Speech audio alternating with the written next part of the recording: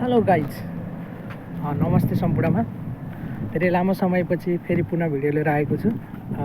मैले अगाडिका भिडियोहरूमा जापानसँग related Japan working visa जुन यो ब्याचलर पास गरिसकेपछिको गिजिनको भिजासँग रिलेटेड भिडियोहरू चाहिँ बनाइरहेको थिएँ र म आफै स्वयं भिजामै सोही भिजामै चाहिँ जापान आएको लगभग 6-7 महिना भइसक्यो र मैले आफूले भोगेका अनुभवहरू र यहाँसँग हामीले जुन नेपालमा हुँदा सुनेका कुराहरू र यहाँ आइसकेपछि के कुराहरू फरक छन् भन्ने कुरा चाहिँ जुन मैले आफूले गरेका बुझेका अनुभवहरू चाहिँ सेयर गर्न चाहन्छु हैन।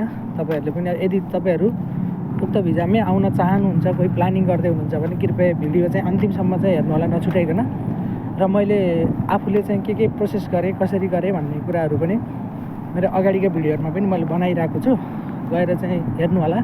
इन्टरभ्यूमा चाहिँ म आफैले के क्वेशनहरू चाहिँ पढेँ, के तयारीहरू गरेँ, कस्ता क्वेशनहरू गर्छन् र कति टाइममा सिओए आयो सँग रिलेटेड कुराहरू चाहिँ अगाडिको भिडियोहरुमा मैले गरिसकेको छु।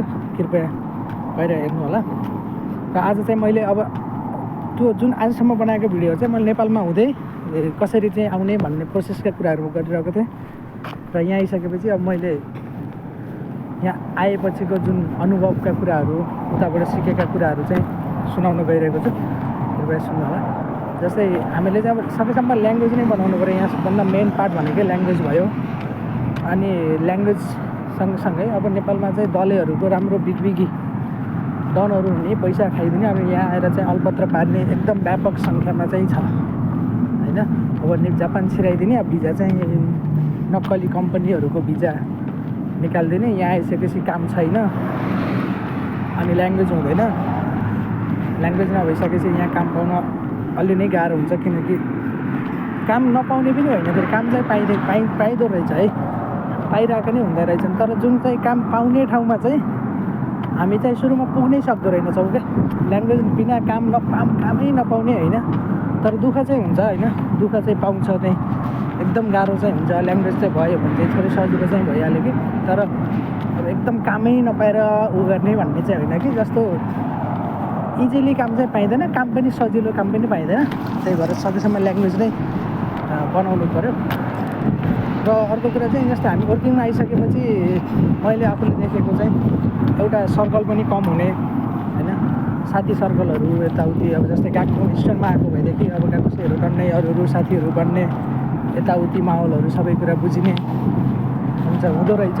जस्तै वर्किङमा चाहिँ अलि लोन्ली फिल हुने, यस्तो अलिक कम साथीभाइहरू चाहिँ अब आफ्नै काम गर्ने ठाउँका चिनेका भए चिन्ने, होइन भने चाहिँ कोही आफूले अब नेपालमै हुँदा चिनेको अब यति आएर बनाइयो भने भइहाल्यो, ती साथीहरू मात्रै हुने भए। त्यो कुरा चाहिँ आफूमा पनि डिपेन्ड हुन्छ होइन, कसरी चाहिँ गर्ने भन्ने कुरा। र अर्को कुरा चाहिँ अब ल्याङ्ग्वेज चाहिँ अब उहीँ गएपछि बनाउँछु भन्ने चाहिँ मेरो पनि अलिअलि सोच थियो क्या।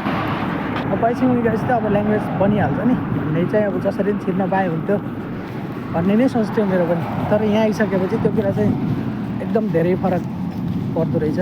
जस्तो यहाँ आइसकेपछि अब ल्याङ्ग्वेज बन्न त अलिअलि इम्प्रुभ त हुन्छ नि, तर एक त टाइम पनि हुँदैन, भनेर पढ्ने मेसेज नै मिल्दैन क्या। अब आफै यो गर्ने, अब प्र्याक्टिस गर्ने यताउति, अब काममा गइसकेपछि पढ्नेहरू त पढिरहेको पनि छन्।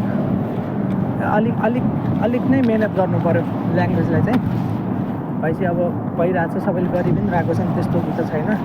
र यहाँ मेन भनेकै तपाईँ चाहिँ कस्तो दलले मार्फत आउँदै हुनुहुन्छ, कम्पनीको नाम कुन हो, कुन चाहिँ कम्पनी हो भन्ने कुराहरू चाहिँ नेपालमा हुँदै चाहिँ तपाईँहरूले बुझेर चाहिँ आउनुपर्छ।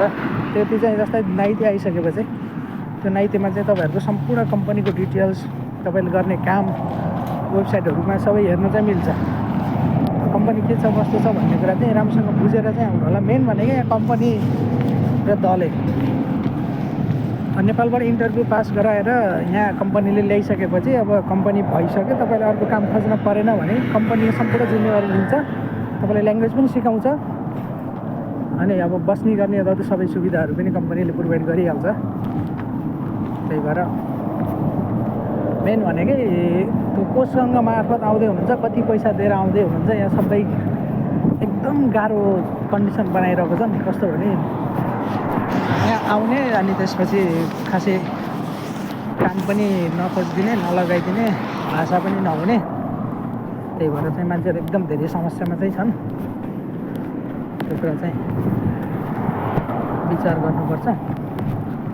हस्, अरू पनि थप यसैसँग रिलेटेड अरू कुराहरू पनि तपाईँलाई सोध्नु मन छ भने कृपया कमेन्ट गर्नुहोला। म चाहिँ अर्को भिडियोमा पनि फेरि पुनः लिएर आउने रहेछु। हस्, thank you for watching. Thank you.